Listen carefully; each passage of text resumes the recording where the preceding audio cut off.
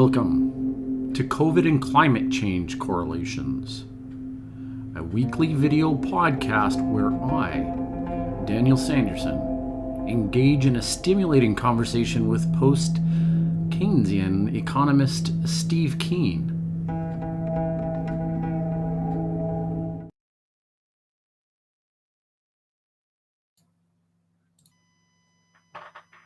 Well, good morning, good afternoon. I don't know where you're calling in from, but I want to thank you for coming by. Who do I have here with us today? Well, the sound doesn't quite work. Let me try and mess with that a little bit, see if you can get your sound to click on. Is that better? Try about the headphones. Yes, that's perfect. Yeah. Okay. I thought the headphones would help, but they obviously didn't. Yeah, so I want to let all viewers know here that, and we've got Matt coming on here as well. Let's see if Matt, if your video pops in, I'll let you into the stream here. And there's Steve, and we've got Matt, and welcome, Steve. Hi guys, I'm afraid I've got very bad problems though. I'm trying to get my internet working in Amsterdam where I've just arrived, and it's been a total nightmare. We made the mistake of deciding to save some money about 3 or 4 months ago by shutting down internet access here after 2 years of paying for it without living here. Well, that worked out really well. We turned up now, and do not try to get internet in Amsterdam as a foreigner. It's just ridiculous how bad it is. Wow. Well, let me give a little bit of let me give a little bit of a summary of the format of what we're hoping to do. This one is a little bit of we'll have a little bit of a technical difficulties because Steve is a little bit more robust than his mainstay go-to home office studio. Fair enough. We're going to work with him on that. The goal of today's episode is an AMA, and I hope you guys are all aware of the AMA. So what this has done is actually gone out as an exclusive event to Patreon supporters. Okay, and so this is why we actually have Matt and Zoe here. They are supporters, and the AMA just simply stands for Ask Me Anything. Now, we're hoping to have these. I hope I'm in a state to answer anything after flying 14 hours last night, no sleep so far, and spending 6 hours trying to get internet working in this town with a gammy leg.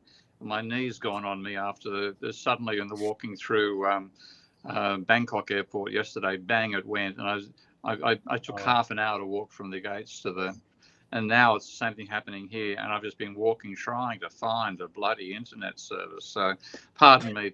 I'm answering questions that are not being asked. So you guys will be gentle, right? You guys will be gentle. Yeah, we'll be gentle. So why don't we start with Zoe? Why don't you say a small blurb about yourself and a little bit about your history of how you intellectually kind of came into the realm and discovered Steve. Yeah, actually, Steve and I have had a chat before. I'm an auditor in London in financial services. I guess I got interested in Steve's way of thinking about things after the financial crash.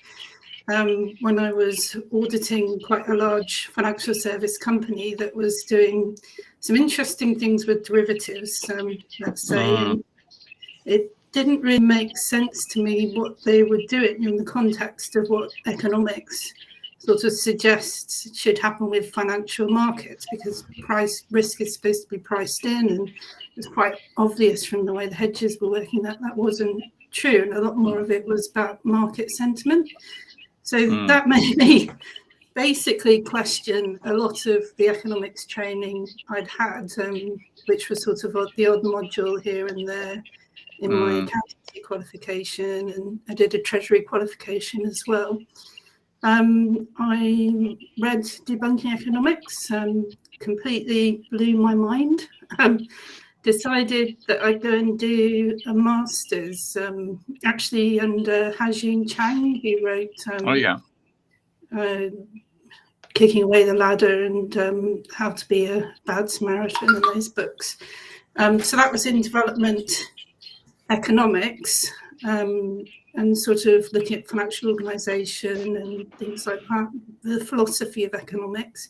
So I've never had a traditional economics background, but I'm kind of familiar with some of the more heterodox type of approach. Doing a lot of reading and research around that recently, and playing around with Minsky, which is fantastic. I highly recommend it if anyone is interested in stock flow consistent modelling. Is that enough, or do you want to? I don't. Maybe it was going to lead into a question at all, but I think that's enough. That's actually enough. I think Steve could probably. Well, no, I mean, but comment on that, right? I think that's very, informative, and I think you've kind of tracked Steve for a while. And Steve, do you have something to say about her journey there? I'm fascinated by it because a lot of people who have discovered my work were professionals working in industries like accounting, and were just basically accepting not just the textbook picture of economics, which people thought was economics. There's no other, there is no other way to do it. But also accepting what came out of that in terms of our predictions about what a great year 2008 was going to be. And then, I felt for people in your position, because knowing how ludicrous the economic theory was and how they were ignoring the role of credit, then I could see a catastrophe coming the way of people who took this stuff in good faith. And so what has actually happened is, it was a very disturbing experience for a whole number of people. Some people lost an enormous amount of money, of course. Others were just in shock. Others lost their jobs, and so on. And in that situation, you say, what's going on here? I thought I was following the accepted advice. And then you become aware that, hey, there's got to be something wrong with that accepted advice. Yeah, that's exactly it. I did have a question. It's a bit involved, though. It does come back to financial crisis. So I've been doing a lot of reading around money market funds. And I've been reading The Money Problem by Morgan Ricks, and some of the Bank of England papers that they've written about the dash for cash and the unconventional monetary intervention at the beginning of 2020. And it seems to me, and I know a lot of what you talk about is increasing the money supply through quantitative easing when it's to non-financial institutions. But it seems to me it's really the purpose of that intervention to increase the money supply. That's more of a side effect. And the real reason to do it is to go in and support the commercial paper markets and the money market funds and the short-term lending, so that the corporates can keep their access to the market-based finance. And they're really trying to stop these liquidity crashes where investors suddenly panic and they just want to hold cash. I was just wondering whether you agree with that as a sort of, what on earth is the Bank of England trying to do with this unconventional monetary policy? And is that causing the crashes in the first place, this kind of liquidity preference type issue?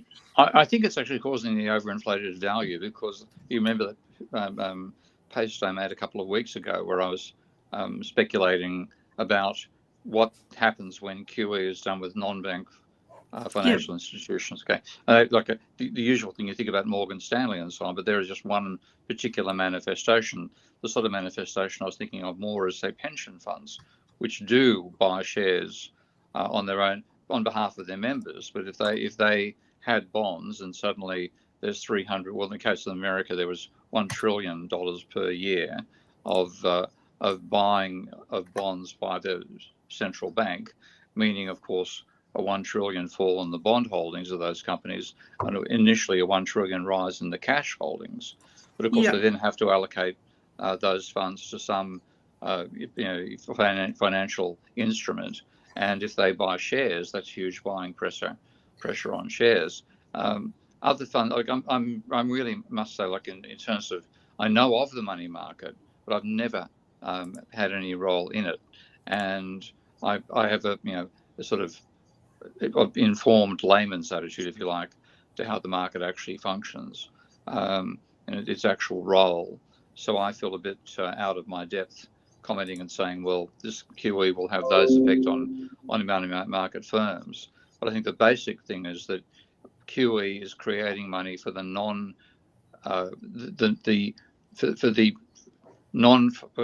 it's creating money for the non-bank financial sector. And at the same time, of course, a lot of those non-bank financial institutions were owned by or created by banks. So, it is quite a deep mess. Yeah. But I think a lot of those things were created by banks to enable them to do the sort of things that banks themselves aren't allowed to do in terms of their asset allocation. Yeah. They call it the shadow banking sector. Yeah. It's essentially lending money short term without taking deposits against it. And like with commercial paper, and creditworthy corporate will issue commercial paper overnight or for a short term, and money market funds buy that. And then, so from what I've read from what the Bank of England's trying to do, is they're trying to stop the money market funds from breaking the buck, because then the corporate can't issue the commercial paper that they need to keep funding their operations. So it kind of seems to me like, yes, creating the money is a side effect, and it obviously drives asset bubbles and all the rest of it. But what they're trying to do is keep the short-term lending market alive when there's a liquidity crash. But Interesting. If I may, let's see if we can bring actually Matt into the conversation. We don't know what he might be able to contribute if we actually let him introduce himself and put a little context into the discussion for Steve. So welcome, Matt, to the show. And hello. Do you feel like contributing on something similar to money markets, or was your inquiry and your inquisitive mind pushing something else? It's a different topic, so that's why I haven't stepped in. Do you want to finish your topic first, perhaps, before I leave? I think we can probably round back to it again. Recommend reading The Money Problem by Morgan Ricks if you want to sort of find out what his view on shadow banking is. Yeah. On that front about the short-term money market, or the commercial paper market. One argument that Basil Moore made, which led to the origins of endogenous money, was that bank money was created largely out of lines of credit with commercial organisations who would say, like, you have a company like General Motors, when it was a major car manufacturer, when it would arrange, say, $100 billion worth of a line of credit with 20 or 30 institutions, and then if there was an increased demand for, like, the oil price went up, or there was a large wage demand, then that was accommodated by accessing the line of credit. And what's happened over the last 30 years is that that's become regarded as a fairly unprofitable business for the banking sector. So it's largely disappeared, and that's where the commercial money market, paper market, has come in. And that's what made 2008 such an extreme event, because I wasn't aware of this. I was looking just at the credit dynamics, which is why I could see it was going to happen. But the severity of it partially related to the fact that I think it was Lehman Brothers had cornered the market fundamentally in trading in commercial paper. And when Lehman went under, suddenly there was no means to transact those certificates, and so you had a complete crash at that stage. So that's the extra fragility that the money market has added in. And now, of course, what the central banks are trying to do is to shore up the strength of that by increasing their liquidity. But to me, the whole thing is just adding to the leverage in the financial sector, because when you do QE, you're creating money for the financial sector and not for the real economy. Yeah, I'd agree with that. All right, I think let's cover that one. So okay, super. I'm not hugely prepared, I confess. I just neither am I. Listen, I've got a 14 hours to travel, 10 hours of walking on a gammy leg, and 4 hours of fighting the net. I wouldn't call myself ready either. So welcome to the club. Okay, well, thank you. Yeah, I happen to be working late because I'm preparing for a presentation to Professor Carl Friston. Have you come across Professor Carl Friston? No, elaborate. So he's the world's leading, or one of the world's leading neuroscientists. He's got the largest age index according to Google, and so he's really he's got a theory which I think is a piece of reality, active inference, and it shows how. So effectively, I'll just briefly sum up. How is it, we've got a Bayesian brain, how is it that when we walk into a room, we assess the probabilities and then gain an understanding of the world? Well, it's not as if we're walking into a room and, click, click, click, click, click, like Sherlock Holmes, assessing all of these probabilities. As he puts it, well, we can get to exactly the same place if we just assume that it's going to be like this. And then we walk into the room, and then if it isn't, we error correct. And we get to exactly the same place as we would have done if we'd have done all of this complex calculation, but for far less intensivity in terms of the energy consumption. So he's a really lovely guy, really interesting actually, and he's been willing to let me come and speak to him. I'm keen on him. I'm keen on interacting because what I want out of him is a realistic representative agent. So there's an economic impetus to this. Now, the particular thing, like I said, I'm not prepared. I just happened to came up. I thought, right, it'd be crazy not to. We've met once before at the University of Manchester when you came and did a conversation to the students. I say met. I think I asked you some questions from the floor. Oh, okay. Did you come for the drinks afterwards? I don't think I did. No, I don't think it was actually good fun. That's where I first met Devram. You remember Devram, of course. Yes, yeah. Yeah. It was quite fascinating. They had a little cameo on that front because Devram was the lecturer who the students asked to give courses on alternative approaches to economics after the 2008 financial crisis. And Devram, first of all, put the idea forward. Is actually requested by the head of department to prepare a course on heterodox thought about the financial crisis. So he went off and did what he was asked to do, put it forward. The head of school was very appreciative, and then without warning, he was told not only was it shut down, you can't give the course, and your contract is terminated at the end of the year. And so Devram, the students said, I think what happened, the students said they still wanted to have the course. So Devram said he'd run it after hours, which meant it wasn't part of the formal point score of the system. But that I think is what led the department to saying, having asked him to do the course, approve the course itself, then finally said, if you run the course, you'll lose your job, which is what happened. And so I knew all this before I got there, but I didn't actually know the person. So we sat there and we're having dinner and drinks. And there's one guy keeps on saying, keeps on interjecting. And I finally said, excuse me, who are you? Because I really like what you're saying and I want to remember your name. And it was Devram. Ah, very good. So when I got the position at Kingston University, I said the first thing I'm doing is hiring Devram, which I did. Oh, very good. Yeah. So we're firm friends ever since, and research colleagues and so on. Yeah. Now you want to get a representative agent that makes sense. A realistic representative agent, yes. Yeah. Is that for purposes of a PhD research or? No, this is freelancing. This is a hobby, a lockdown project that could be classed to have got out of control. So Professor Friston, he's the head of the functional imaging laboratory at UCL. So that's his day job, and his hobby is to do.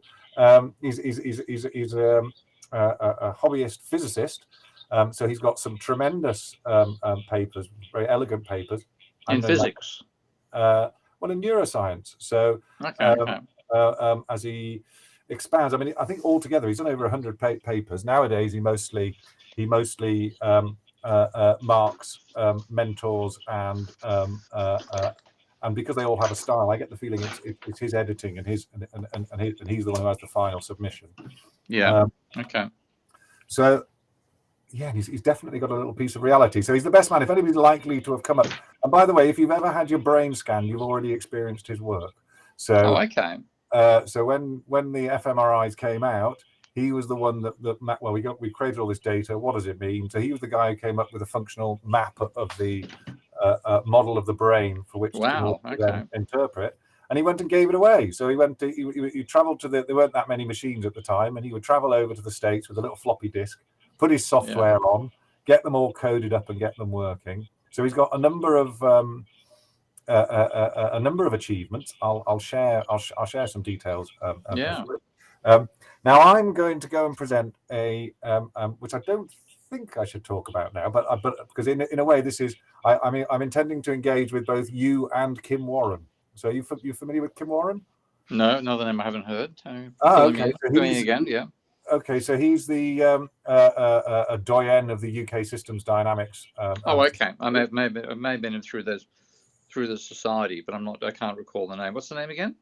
Kim Warren. So he was. No, pardon me. Yes, I do know Kim. Pardon me. Yes, Kim. You can't not know Kim. Yeah. In fact, he's tremendous. Yeah, we met up with. I've forgotten the company's company that did like a representation layer over a system dynamics program, and I think his son was coding his own system dynamics program, which was run in the cloud in a browser. Yeah, I think now is it sheetless? I think if that's it, I think, or he may anyway. That's certainly the one that he, when I last spoke to him, suggested. Sorry, carrying on. Now that I remember who Kim is, keep talking. Okay, super. So yeah, so in terms of this this grand project of mine, in principle, I'm meant to be coming round. I've got you down as macro and Kim Warren down as micro when we eventually get to it. But that's a way off yet. So on March 28th, I go and I present to Friston, and I'm going to be doing how I believe his free energy principle is connected to the viable system model, and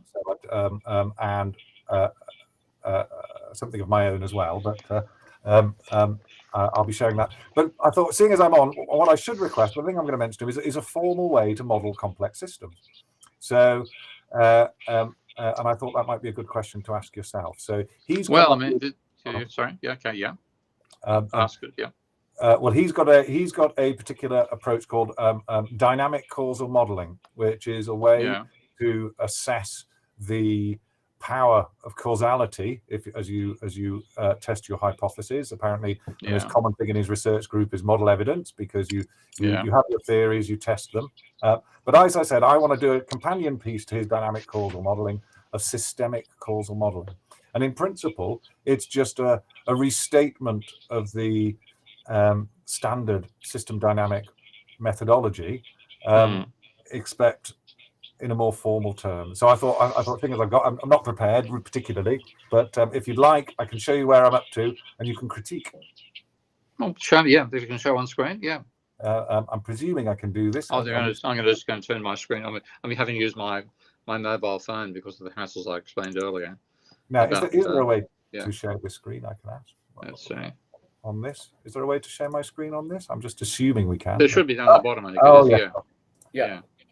Similar to a Google interface there, Matt. Okay, but I think. And I got Tyler, who's joined the conversation. We'll come up next, Tyler, and we'll let you introduce yourself in a minute after Matt's able to share his screen. And now, are you seeing a Word? Thank you, guys. Are you seeing a Word document? I will just have to turn it on. And Zoe, by the way, just feel like as the conversation kind of dilutes a little bit into more of feel free to jump in and if you feel the opportunity. I think I understood about 1 in 3 words that were just said. So can you see my a word? Yeah, I can see it now. Yeah. Okay. Yeah, It's- super. Okay. So It's by the way, it's not the Word document. It's actually the it's the tab for our stream. stop again. Let's just try and I've obviously shared the wrong part. Try again. How's this? Okay. Any luck? Yes, here we go. Okay, super. Oh, So yeah, because okay. so because he's got a physics bent, and I came across this this quote, which I think is valid. Yeah. This is James Clerk Maxwell. So now then, systemic causal modeling. So if I just scroll down, so in principle, we're going to have a there should what is a complete description of a complete system. So in principle, there should be an ontological description, an ontic description that says that says what it is. The reason this connects to James Clerk Maxwell is that it would be the symbol, the point one, in neuroscience terms, and in particular in relation to active inference. This is the element of what's being enacted. Then we have the meta description. Apologies. Yeah, so the physical schema. What is this thing of which we are talking? Then the meta description. Our epistemic description of how is it that I'm going to approach this object in terms of my analysis. And then finally the model description. So the analytic schema. So how we're going to go about it. And this was inspired by Nigel Goldenfeld, another physicist, and his really good presentation he gave on universality in biology, and in particular, the oddity of superconductivity, which it required various explanations and descriptions in order to, and about 100 years worth of theorizing to get to the point where superconductivity could be described in equations that just go across a couple of pages. Yeah. But what's curious is, well, they fit together, but there's no realistic reason why these various explanations should fit together, because we're doing all sorts of funny things with it. So interestingly, he actually left out the meta. He just left it as a question. How does this thing work? And then we come to the system dynamics. So what would a good description allow? Well, first of all, it would allow you to explain, the top-down causation of your given system. This relates. Remember, we're talking humans here, and in particular, mapped onto Friston, because obviously there's a we've got a sensorial information, and so there's bottom-up causation of various elements of cognition, top-down causation through the what we describe as perhaps lucidity, and then of course there'll be bidirectional linkages, which I'm suggesting might be meso, and then of course the model itself, which would be the system of systems. So if I'm going to go down the road where I suggest that this is a valid way to have a complete description of a complex system and thus a complex problem, would you feel that is in line with system dynamic methodology? Do you have a critique? Well, I mean, there are many approaches to generating what we call a complex system. The basic part of it is simply that the interactions are nonlinear. And if you look at like the original way we found that there were complex systems, that was actually Poincaré's proof that the orbit of more than two celestial bodies was chaotic. But that was something which was you did it in 1899. It couldn't be put into any true formalism. But then the next time we discovered complex systems was with Lorenz's model in 1963, which was a model of three variables with three parameters. Okay. Now, that generated complex behavior as well. You have the Lorenz attractor and the idea of aperiodic deterministic flow, which was the title of Lorenz's original paper. So you don't need masses and masses of interacting elements to give you complex systems of behavior. What you need is elements of the system interacting with the components of the system in nonlinear ways.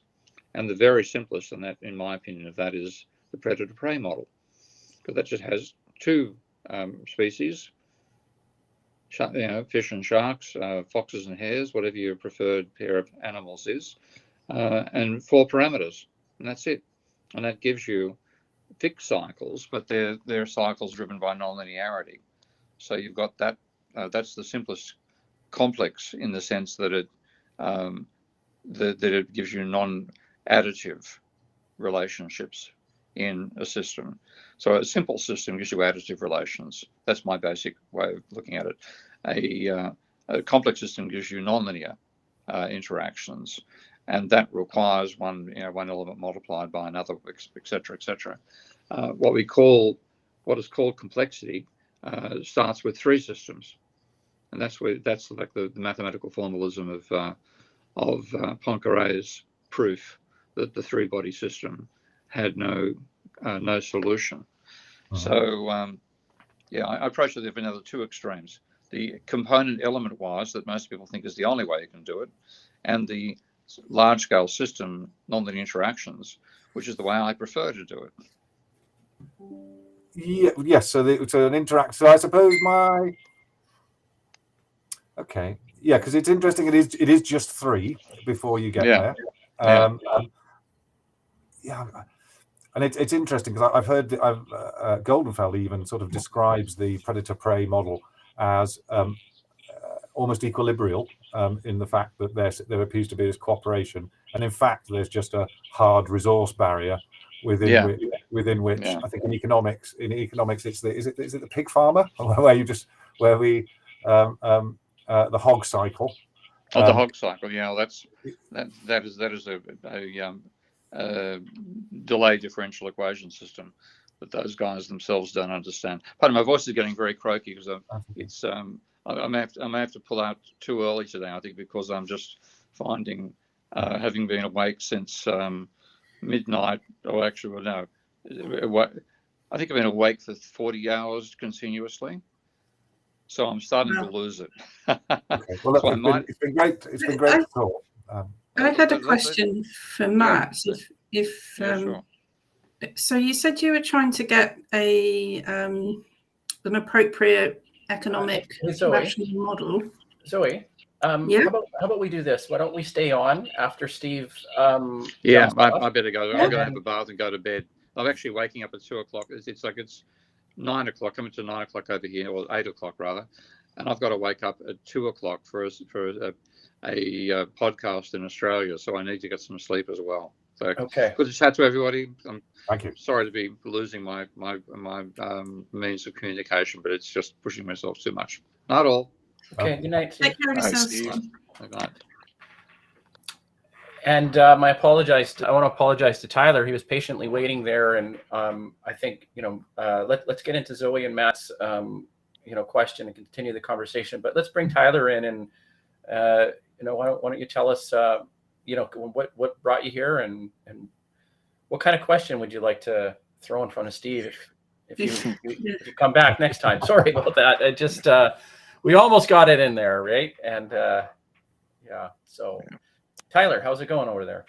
No, not too bad. So I've graduated 2 years ago in sociology and philosophy, living in the north of England. And I'm going back to get my master's degree in economics. And basically, whilst I was studying, I got very interested in sort of political economy, sort of Marxism, post-Keynesianism, that kind of thing. And then I just sort of stumbled into finding Steve Keen's work. And just kind of, that was it. Got all the books, read most of the main ones, and then followed the Patreon, and just went from there, really. Good. Where are you doing your masters, if you don't mind me asking? Manchester Metropolitan University. Oh, we were talking about Yeah. Manchester. Because it was difficult to find anywhere that would let me in because I don't have a background in mathematics. So yeah, it was difficult to find anywhere, sort of any of the higher tier universities. It was tough. What's the title of the MA or MSc? Applied economics, it's called. Oh right, okay, you are doing the full. You're doing the full works. Okay, good luck. I hated the maths. I wasn't any good at it. No, I'm not great at maths at the moment, but I'm trying to brush up. So I'll see where I get with it. Yeah. Calculus. Anyway, equilibrial systems. We didn't even get on to that. So you were gonna mention you were gonna. Yeah, I didn't follow a lot of what you were saying, but it just struck me. You were talking right at the beginning about, say, representative economic agent, and obviously that's something that Steve has criticised quite a lot in his work. And I was just wondering, where does money fit into your thinking?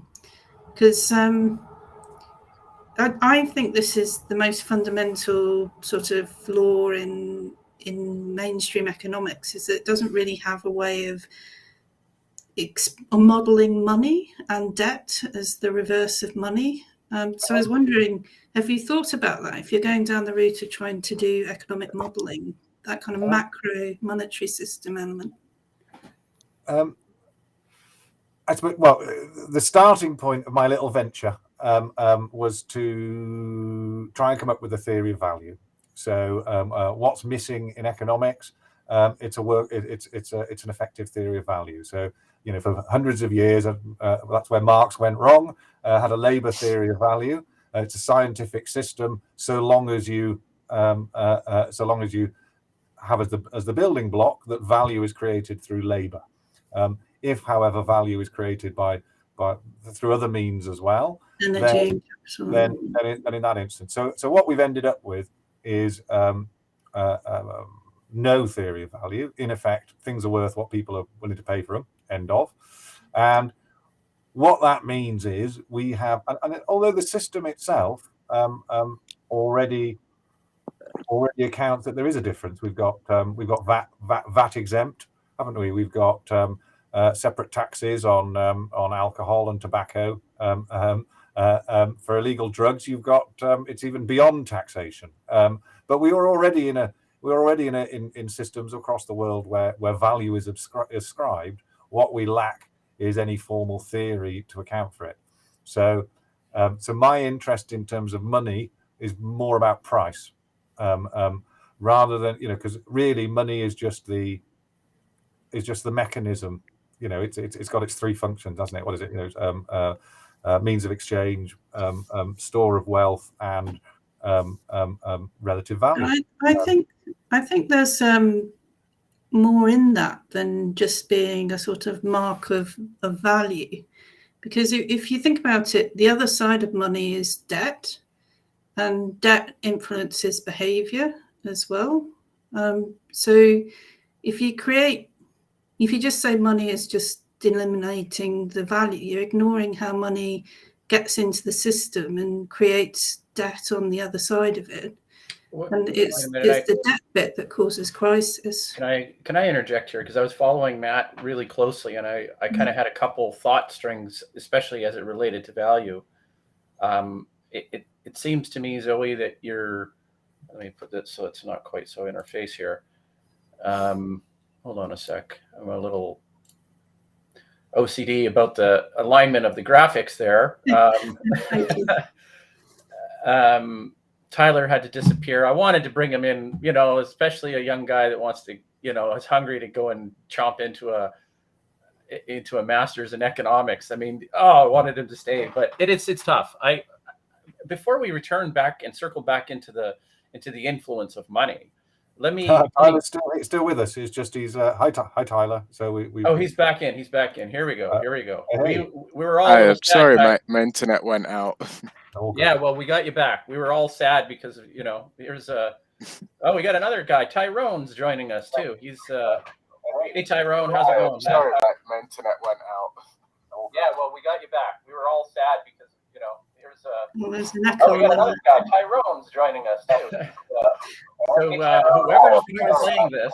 whoever's replaying the live stream, turn the live stream volume down or off, please, because it'll echo. So I'm not trying to derail Zoe. I want Zoe to hold that thought for just a minute, and I want to buttress that thought of the complexity and the reality of finance and how money works with, and this is the biggest question that's coming to mind with me, is resource-based economies, which really starts to have has me kind of, I guess, land in a position where this isn't so much about consumer choice or supply demand choices, preferences. This is well beyond that, and paradigms in the world can shift dramatically if there's a constraint on resources, right? There's nothing choice-wise, either culturally implicated or otherwise, that really has anything to do with choice.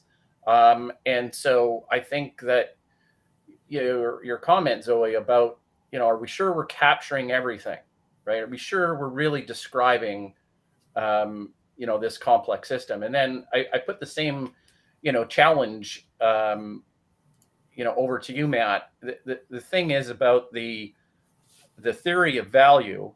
I was in a lecture just this week, and somebody was talking to me about, the speaker was talking about, is there a non-ironic, form of religion?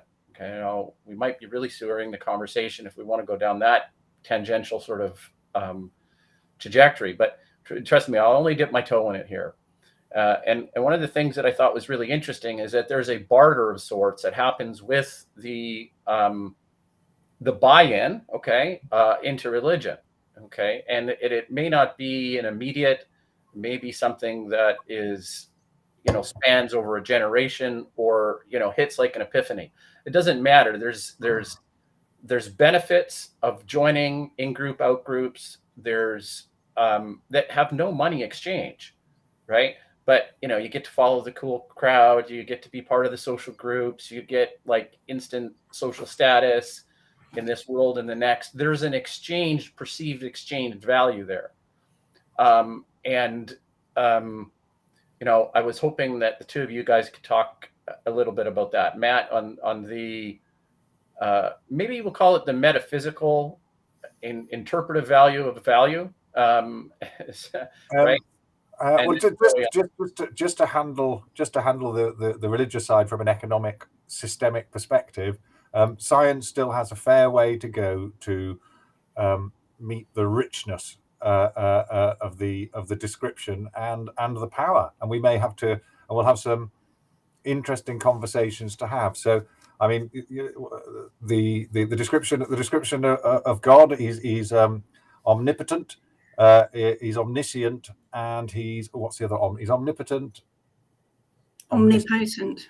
Omnipotent is all powerful. Omniscient is all knowing. What's everywhere? Omnipresent. Omnipresent. Thank you. So when in more religious times, the vast majority of people went around knowing under the belief that they were being watched and being judged, and their behavior was an awful lot better as a result. Now, we're probably going to have to come up with ways in which we can do similar if we're going to be our best selves. So to pull that back to the theory of value, not only in the moment in terms of all of every economic action and choice we make, but then also, which is, if you like, the current model where everything is it's consumer preference, it's consumer sovereignty, you choose in the moment, and there's no penalties for your choice. And then, but in principle, your choices have resource impacts, and that you should be taxed. So not only I'll just sum this up in a slightly better way. The insight from Professor Friston is we are inference engines walking around in an inferential landscape. My addition to that would be that inferential landscape is of our own devising. So it's not just an environment in which we live. Yeah, I was really interested, Dan, in what you had to say about the resource-constrained society and how that links to, I suppose, the theory of value, and whether you can even come up with a theory of value as an individual. Because even if you've got really good information, and even if the people who are putting the tax laws in have really good information, but you don't know the absolute constraint of where the resource constraint is, you can be trundling along with a false sense of security, and then you hit the constraint, and then suddenly everything changes. I suppose. Yeah, if your view of the future is wrong, you'll find yourself in bother. Yeah, so how does that fit with having a sort of unifying theory of value? Well, the theory of effectively, I believe the price should be right. At the moment, the price mechanism has all of so in a theory of value, I would argue that there aren't just producer and consumer. There's also society, and there's also the environment. Yeah. And they're just not priced in. They're not part of the model. And there's a sort of in the standard economics, there's some fairly clumsy attempts to describe market failure, but it's imperfect information, basically. So the economic modelling assumes everyone knows everything and is making a decision that maximises their own utility. But because they've got imperfect information, they don't act in that way. And so there are market failures. It's sort of my understanding of that line of reasoning. Well, the standard model is that there is a perfect market. There's an ideal form with which we're aiming for, and in that perfect form, there's no environment, there's no social cost, no social accounting, no environmental accounting. So how is it that it's outside of the model? So we'll have to create a new model that includes it. So in relation to it starts with the theorists, isn't it? You can't expect the practitioners to be have come up with the full set of theory about the whole thing works and how we might go about it. It's a relatively large task. I don't think I've given a pretty good answer there, have I? What? No. I want to actually bring Tyrone into the conversation. Tyrone, you're nodding in agreement when I think you had heard about something related to complex systems. What can you add about your approach to value? And I think Matt's absolutely right that the Marxist is encapsulation of value is a failure, and that's quite obvious. I think it doesn't encapsulate everything, but he's staying more to a workable model that is kind of, I think, to paraphrase my understanding of what Matt's talking about, is to offer a complete system of value that is speaks more to the challenges we face. And I think there was an underlying thing of environmental in there as well. But Tyrone, how would you approach this? I don't think we can actually ever have a solid theory of value. I was watching the show and I came in at the discussion where Matt was mentioning the three sides of money. And then I think Zoe was going to counter how money interacts with the real economy. So my idea to it all is we need to develop a model where we can see the correlation with money to the real behavior in the economy. I don't think we'll ever have a proper theory of value because economics is always evolving. So during Marx's time, we had a set of ideas, how we treated the value of things, and that's changed so many times in the last 150 years. I don't think we can ever, even now, if we were to develop something, a theory of value, in 20 years, it would change. I never liked the idea of the finding a theory in value or finding out why things are priced the way they are, because our society is always changing. Capitalism is always evolving. So my thought process on it is, how does the monetary system interact with the real system? And that's being flushed out, I think, right now with MMT and a lot of Steve Keen's work, and using that and modeling that in Minsky. It's a little, might be off from what you guys were talking about. I kind of just jumped in here because I heard that part of the question. Okay. All right. Zoe, did you want to jump in there? Or I'm not trying to moderate the conversation. It's actually just the five of us. Tyler's still there. He's just, he's the omnipresent, omnipotent, omni. Tyler, say hi. Hi, guys. Yeah, he's Hey, going to Tyler. be the acting hand of God. So, you kind of descend upon us if we're being silly. So that's your responsibility, right? You're the student. We're supposed to learn from you, right? Okay, right? I'm Matt, interested in what people think about kind of socialist planning and any of the recent work, like Paul Cockshott, for example. He argues from a pretty orthodox Marxist view that we can basically have a centrally planned economy which still has the kind of labor theory of value that obviously people like yourselves and Steve Keen are against, and that can be used to avoid a lot of the catastrophes associated with climate change and things like that. The anecdote I was gonna say was the back in the heady days of Stalin, the money could only be found in one office block, and there was this office block where all the central planners would meet, and they'd all have their little wooden dollars, because somehow you've got to have a relative, you've got to have a means of exchange, you've got to have a relative store of value, you've got to create it, if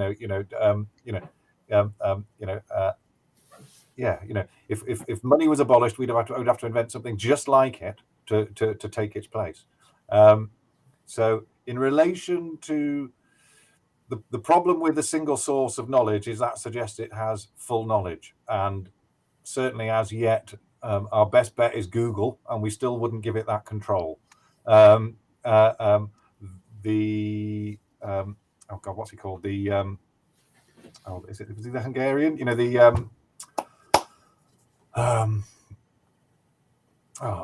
János Konai. No, not Schumacher.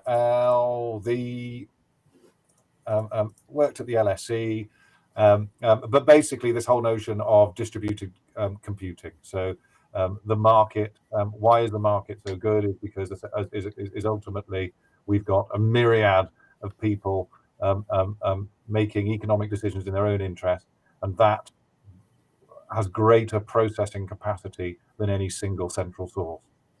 Or at least that's that holds true when you're kind of dealing with strangers.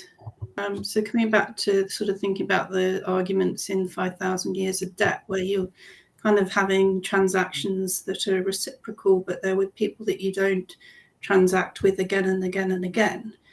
So you have to have money as the sort of measure of the value that you're doing, and have these complex supply chains and things. If we're talking about climate change, and if there is a severe catastrophe and globalization goes away and we all are much more kind of back to local economies, do we need money quite so much if we're in a more sort of local economy? You do something for the farmer gives you potatoes, that kind of, not barter, but kind of. It's been disappointing that the local currencies have never really taken off. We had one, barter. It's barter, but usually it's some form of labor exchange, isn't it?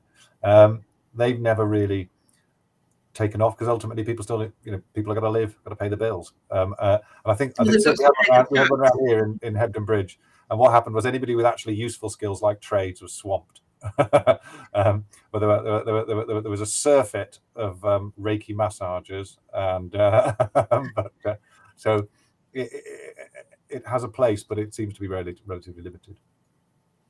But I don't agree that the market is the ultimate organising power of things, because it comes back to this lack of perfect information. So it's a way of organising our economy, but if it was the ultimate way, we wouldn't be getting into situations like climate catastrophe or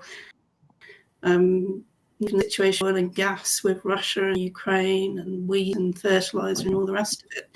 Because the market's kind of a bit blind to all the kind of geopolitical considerations and the societal considerations. The model is bare, isn't it?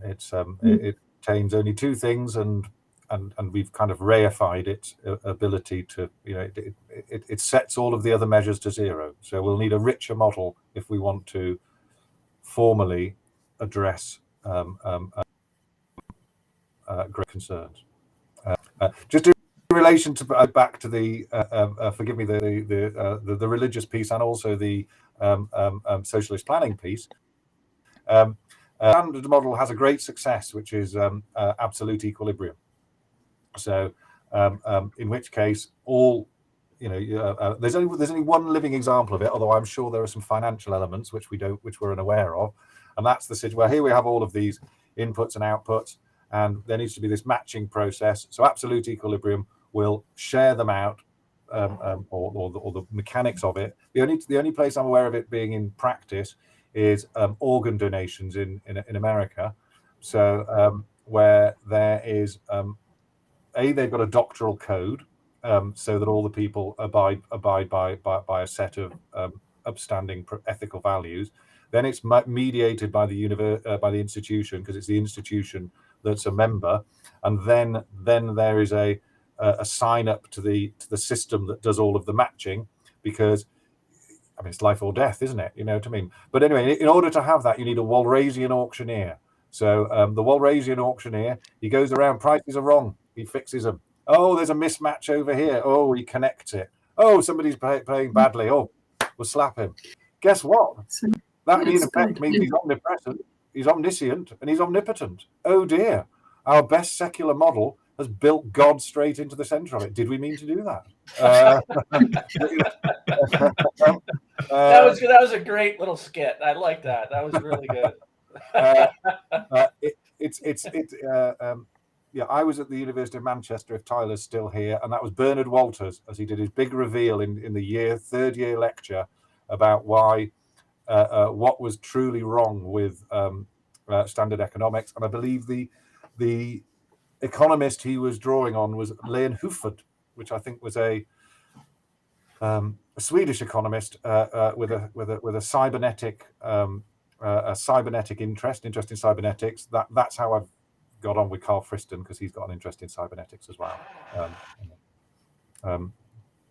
I sometimes watch the post-crash society lectures. I think they're Manchester. So yeah, Tyler, if you're still there, join them. They're really good. Yeah, I'll have a look. Thank you. What's the neuroscientist you're talking about? Professor Carl Friston. So he's I'm going to be. I'll put some links in the. Probably the best one as a starter, just to get a feel for it, is a Wired story.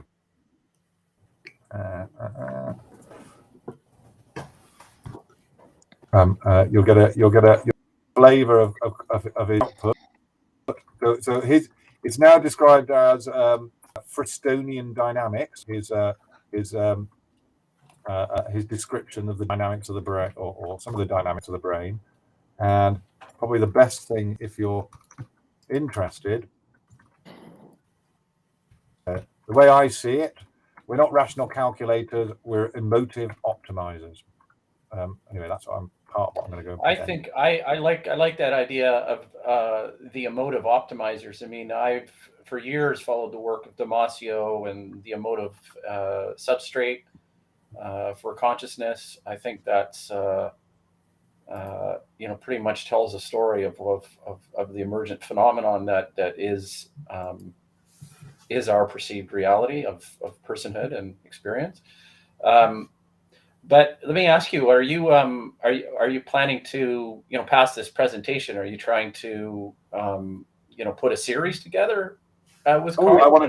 I'm going to try and nobble him for quite a bit. I'm also going to ask him a really cheeky. So he's done the physics. He's done the physics of a thing. So what could a thing be? So and basically it's a description of, you know, there is a membrane. A cell is the archetypal, and basically it can, you know, information means it lets some things in, it lets some things out. So it's got a semi-permeable. How do we view a system? So he's theorized and formally theorized. Similarly, what is the basis of the brain? Well, affect, emotion. You know, we need them in the moment to differentiate and to help us make decisions, both in the now and in the future. Because also emotions has a double purpose. It's also got to get us into a suitable phase state for the circumstances we're about to find ourselves in. So yeah, it's going to be quite interesting. Anyway, I've been listening to quite a lot of it. The best intro is via Mindscape. I don't know if you ever listened to Mindscape. That's really good. Well, what I was gonna offer you, Matt, is you know, we have at my media outlet, Planksip, we have you know, a small group of contributors, and if there's anything that I can do to, you know, help with that production, that's something I'd, you know, be interested in doing. Well, hopefully we're going to get. So my goal is, I'm going to ask him to do I want the physics of a purpose. That's what I want. I want the physics of a purpose. Allostasis. So allostasis is how we prepare for the future. So homeostasis is in the moment. I'm just like a thermostat. Allostasis. So if I want to start running, my body has to basically predict this, get geared up, increase the blood pressure. If it hadn't done these anticipatory steps, I would just fall over. There'd be no blood to the brain. So we have to model and predict the future. Anyway, if he can, that's one of the cheeky things I'm going to be asking him when I'm there. Oh, brilliant! Thank you, Daniel. I'll take that down, and then I would like to wrap up today's episode because we are on the hour. So for good, polite, respectful adherence to time and everybody's schedule, I think we're going to wrap things up. I'd extend that to, you know, either of you. I know Tyrone, we're working together through Steve. He did some brilliant modeling on the pandemic and with the Minsky software. I mean, we're just which I have submitted to the System Dynamic conference for the summer. So I'm hoping to have it presented on a twofold scale, one to present Minsky as a software package and the model itself, which I think is quite extensive. Exactly. Good job. Popped up on the right saying Hayek, which is quite right. That was who I meant to say earlier. Okay. I don't know who Mancharan is. Are they on there? Anyway, but yes, it was Hayek that I was trying to refer to. Tyler's still with us. Right on. Okay. Well, that's it for today's episode. And, feel free to head on over to planksip.org. If anyone here or anybody listening is interested in contributing to a philosophical and cultural media outlet, let's co-create. And thanks for tuning in. Appreciate it, guys. Thanks, Steve. Thank you.